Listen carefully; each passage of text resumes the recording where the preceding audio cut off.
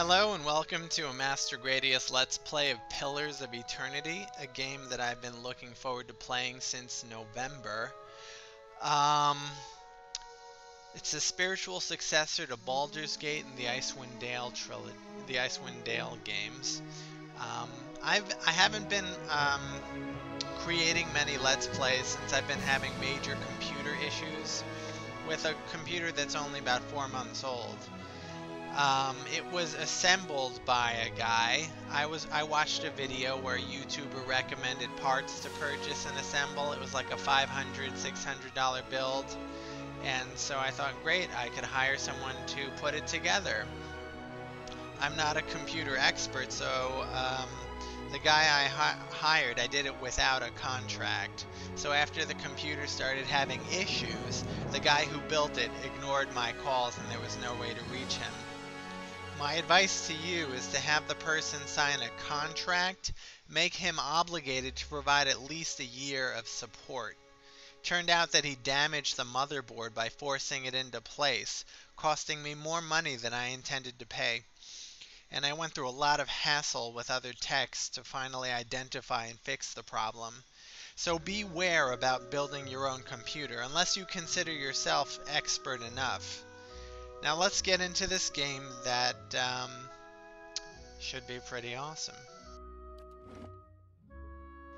Let's try hard. Hard is, I think, the way it was meant to be played.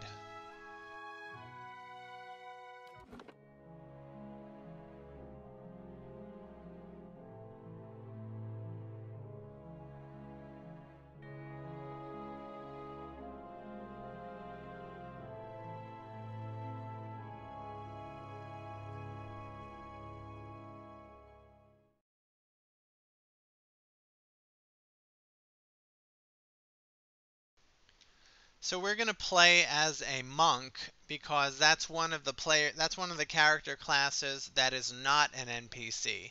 Normally Gradius would be a wizard, but there's an NPC wizard in the game. And I think we meet him early on. 5 wagons grope blindly for the path on a starless night, their master glancing ever upward to the skies for assurance that he is on the right course. A dim lantern his only protection against the encroaching darkness. But the skies bring no comfort, shining no light, betraying no hint of what they know. The caravan carries travelers bound for the frontier hamlet of Gilded Vale, you among them, where a local lord has offered land and wealth to settlers from abroad looking for a fresh start.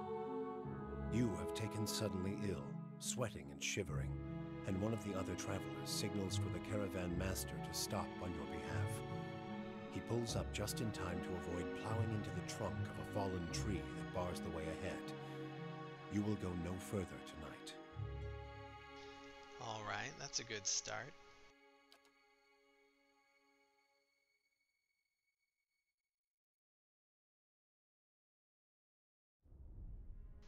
Character creation time. We're going to be male. Okay, there are a few different races that are special to this game. The Omawa, which is like a seafaring race, and a semi-aquatic race, and they're as big and broad as half-orcs that you might know from D&D. There's the Orlan, which is like kind of like a halfling from D&D. And the godlike. The godlike, this is the death godlike. There's something about souls in this game. Souls power magic, and godlike are born with like the souls of a deity. And the godlike, I think, come in different forms. There's death, there's moon, there's fire. But I think we're going to just pick human. Humans, commonly called folk, are the most common race in the Direwood. The Aider Empire, Old Valia, and the Valian Republics. Though not as large as the towering Omawa, humans are known for their strength and willpower. Well, is that the best well, Gradius is a human. We're not going to change that. He might be a monk in this episode, but he is a human. Is he a meadow folk, ocean folk, or savanna folk? Okay. Meadow folk, the most common humans in the Direwood, a colonial nation founded by settlers from the Aider Empire. Following a series of conflicts with Aider, the territory became independent in 2672 AI and is now ruled by a duke who is elected by 7 earls that oversee its earldoms. Okay. They've lived in that area for almost 2,000 years. Meadowfolk traditionally live at the edges of elven forests, working the open plains, hence their name. Most humans in the Direwood are Thurton. Fighting spirit. Once per encounter, 5 seconds after being reduced below 50% endurance, folk temporarily gain bonuses to accuracy and damage. That's pretty good. Ocean folk appear to be African American. Ocean folk originated near the equator on the other side of the globe and are currently the most widespread human group in that region, but they have also migrated to the far reaches of the world. Ocean folks are the dominant culture in the Valian Republics and are also common in the Direwood. Once per encounter, okay, same as the other one. And the Savannah folk appear to be more Nordic and gingers. Savannah folk come originally just from south of the equator, and with the exception of some groups that migrated north, have remained in the same location for over 10,000 years. Okay, we're going to go with meadow folk. We're going to pick monk.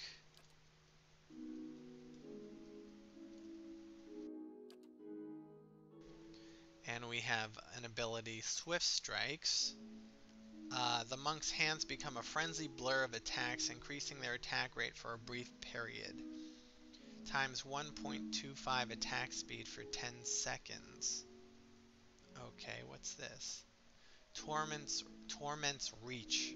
Exploits the shared bonds of universal suffering between all beings. The initial target is hit with a powerful blow that does additional crush damage. Enemies in a cone behind the target suffer crush damage and have their might reduced.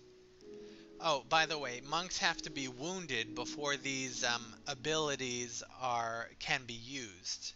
So that's an interesting thing. So they have to be wounded. Melee speed is average.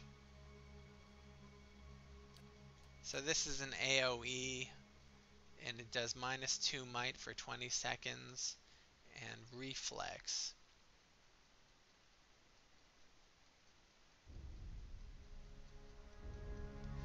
I guess, oh, the foe has to make a reflex save, I guess.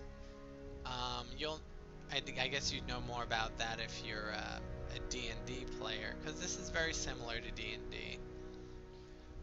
User, full attack, plus 50% damage as crush. It's either this or faster attacks.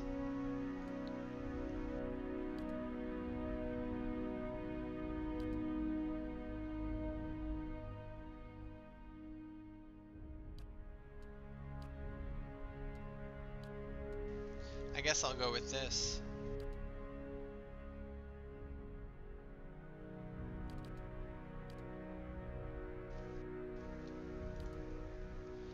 Now, what's starred is what is your main attributes, and then what's a dull star, I guess, is a secondary attribute.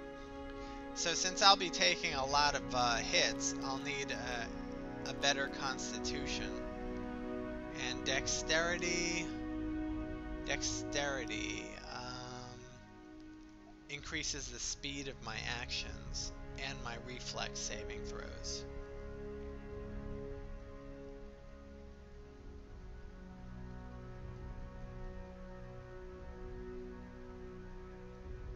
Okay, let's do a better dexterity. How about 14? Perception. Represents a character's senses as well as their instinctive ability to pick up on details. In interactions, it can be used to catch someone in a lie, to make an observant comment about their appearance, or to notice something happening in the background. In combat, it contributes to the deflection and reflex defenses and grants a bonus to interrupt. Okay, let's increase that a little bit. Intellect.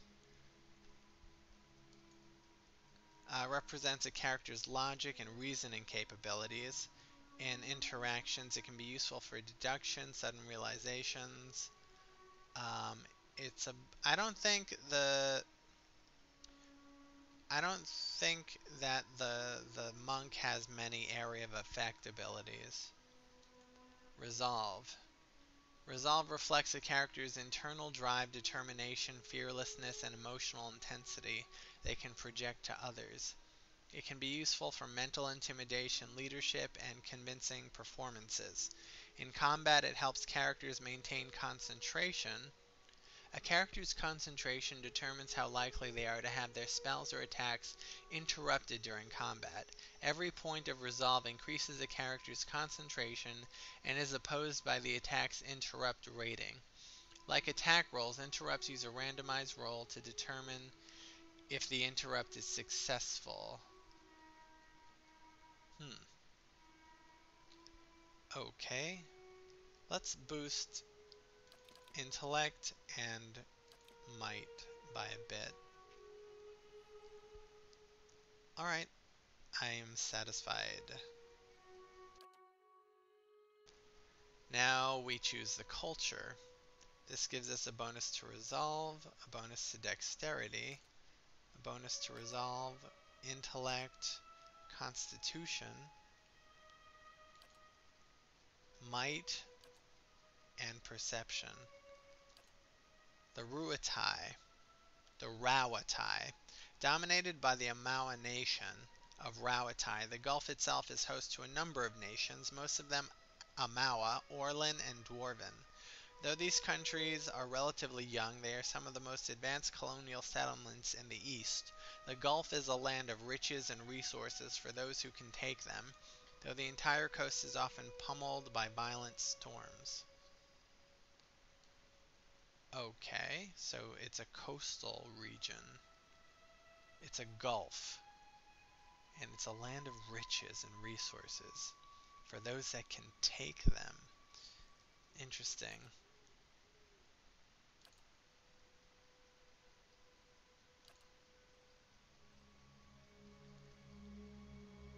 Consisting of the nation of Nasitak, dozens of Omawa settlements, and hundreds of lawless pirate-infested islands that stretch along the southern sea, Deadfire is home to boreal dwarves, Omawa, and a mixed variety of other races. Deadfire Archipelago is the last stop for anyone headed east. A multitude of monstrous sea creatures infest the ocean beyond. Well, it doesn't make sense that a monk is not trained to fight ocean creatures. So I think we'll go with the Rauatai.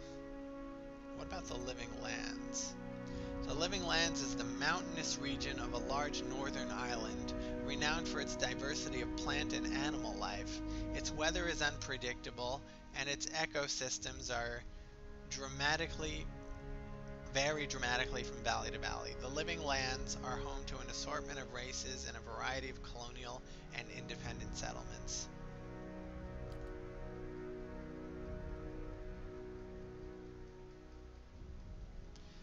I feel like an advanced settlement would have a monastery for monks in training.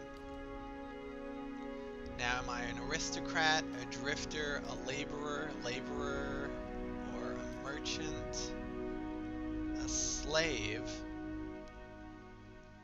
You have never known freedom. Shackles and chains have bound your existence, and someone has told you what to do with your entire life. But you get a +1 to athletics and a +1 to survival. Survival allows characters to make better use of the food and potion items they find. The higher character's survival skill, the longer duration of such items.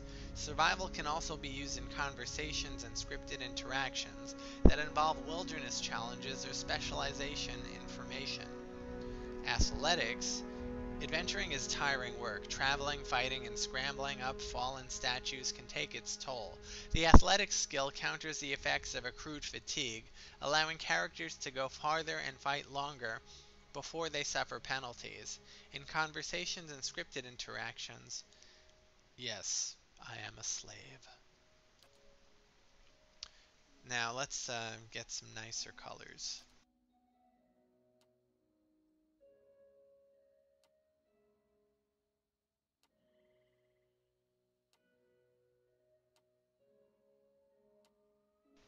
That's a nice bit of green.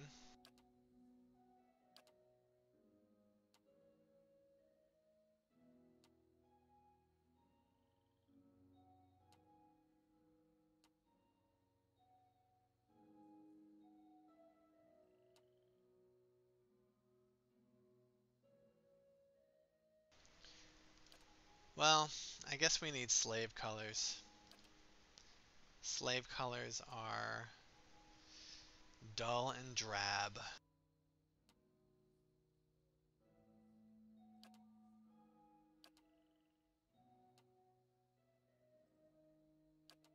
That works. I like the skin color.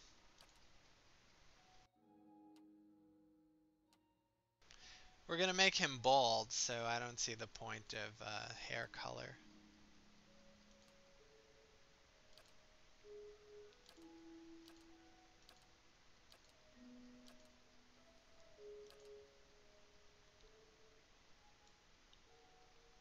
That's a basic beard.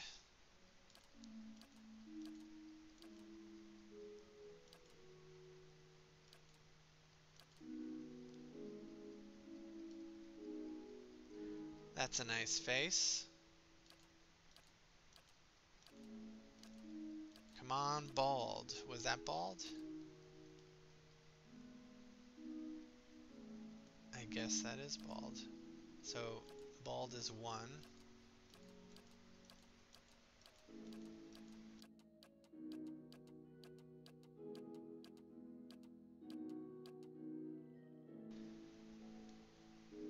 Okay, that's fine.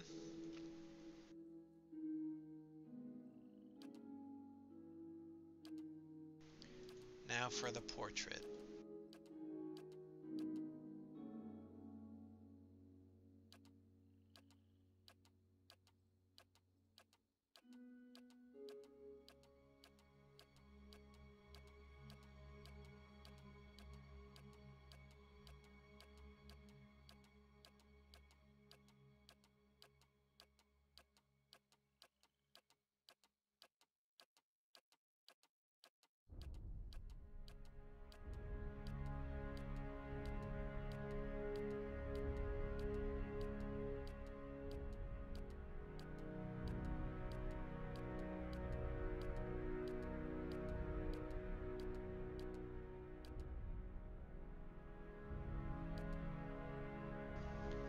Okay, this is him clean shaven.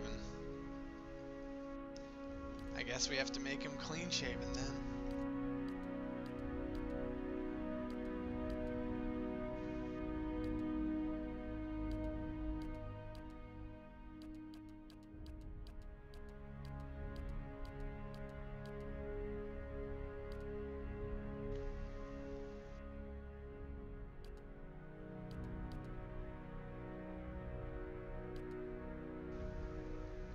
Too bad we can't do scarring.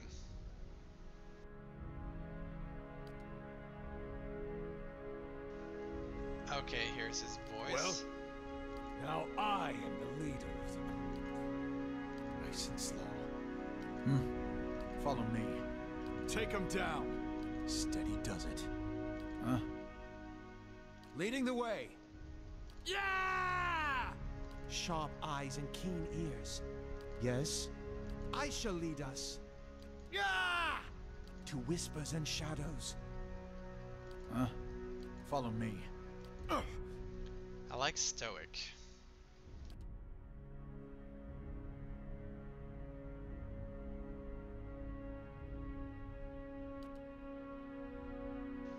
Okay, I guess we're done.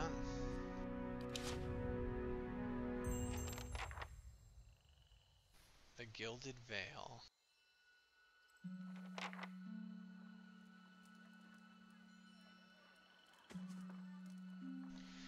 Caravan Master Odima. The Caravan Master finishes addressing the group, his bushy red mustache and sagging jowls quivering as if for emphasis. Everybody stays close to the wagons, got it? Stay out of the woods, and beasts take you if you were planning a stroll through those ruins up there.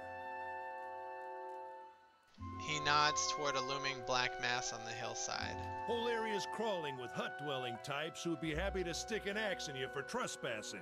So mind that you don't track mud on their sacred blazing rocks.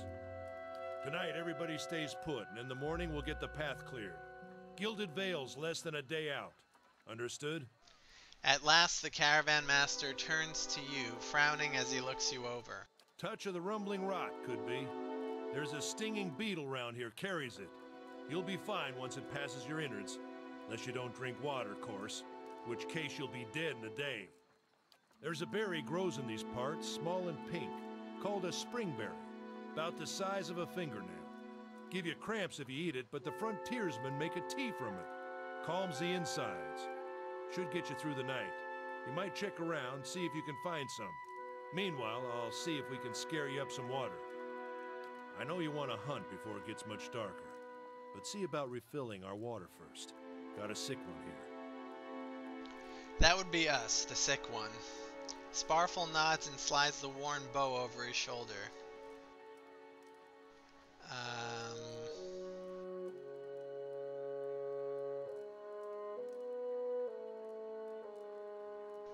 Where would I find these berries? They grow on a bush that's common round here, kind of funny looking.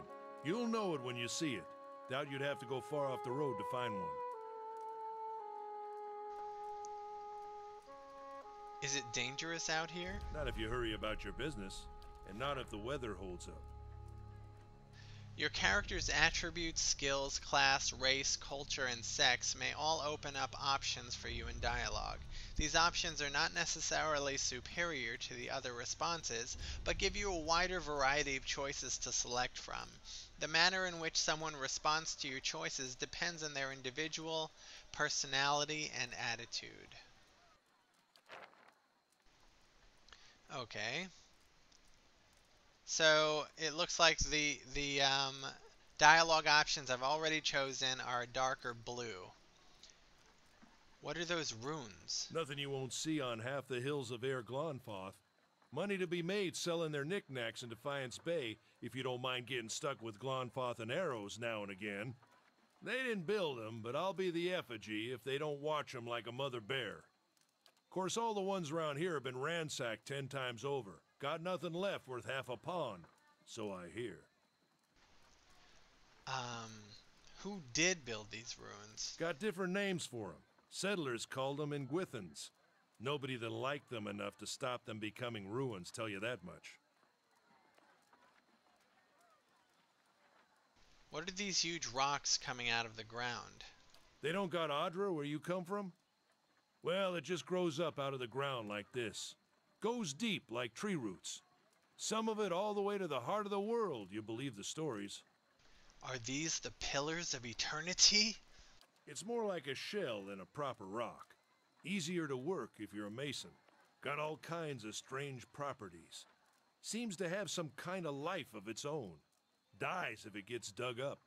Loses its luster. Folks think it probably grew at one point or another, but not these days. The soul butchers in Defiance Bay use it for different things.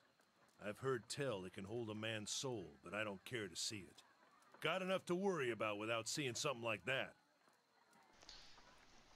What kind of weather do they get out here? This time of year? Rain mostly, and wind. But there's a different kind of wind out here time to time. Locals call it a beawick, born out of the ether, the spirit's path. Never seen it myself, never cared to. Okay, time to Hold leave. on. Take someone with you. I know you're not some helpless tenderfoot, not like most of this lot. But you drop dead, I don't want to be looking for the body. Got a schedule to keep.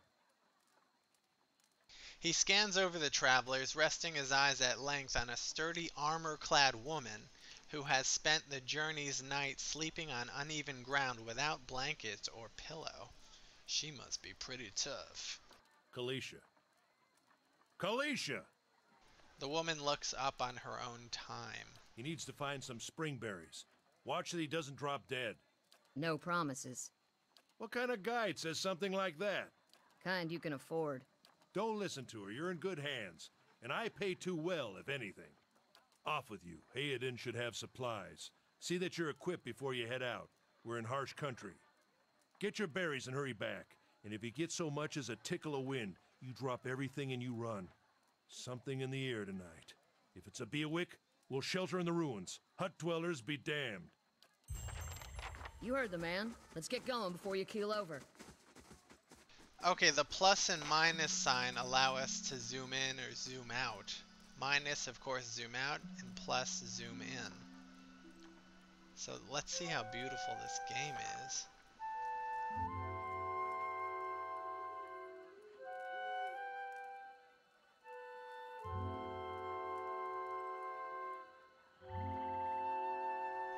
Are these the pillars of eternity?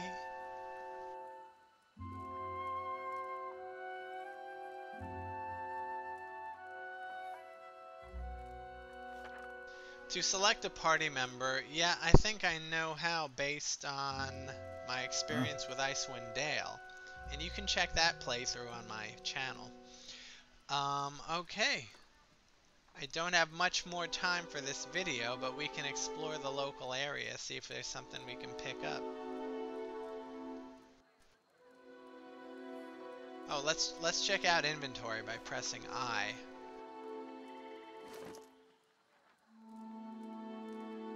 To move characters, click anywhere on the screen where your cursor is over wedges on the character on the path to the corresponding position.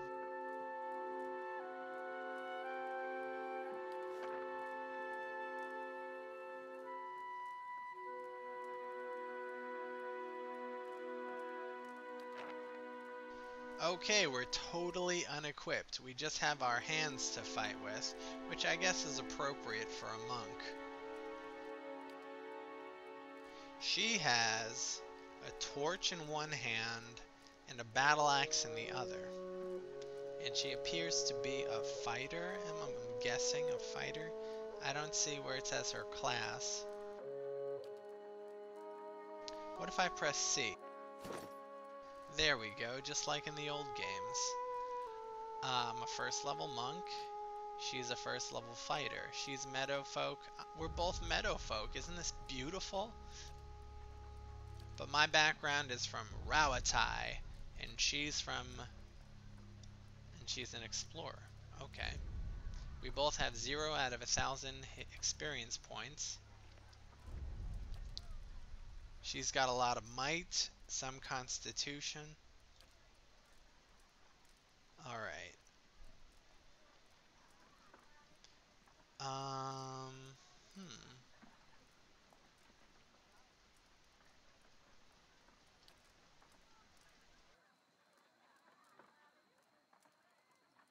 So these are our abilities. What if I click on it? It will tell me what it does. Okay.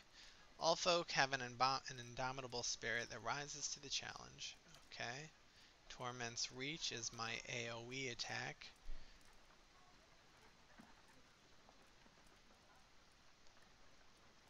That's good against more than one opponent. And Transcendental Suffering. Plus 2.1 unarmed damage. Okay, so we'll be using our hands.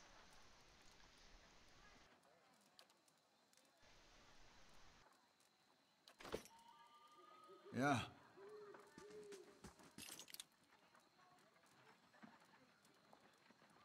What does tab do? Okay, tab highlights everything in the surrounding area.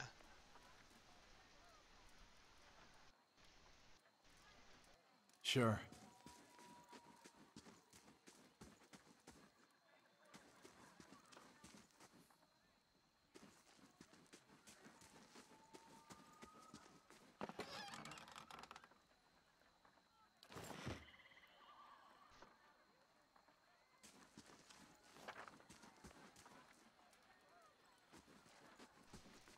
Anyone need supplies? I've got sundries for sale. Alright, we'll talk to you in the next video. For now, I say goodbye.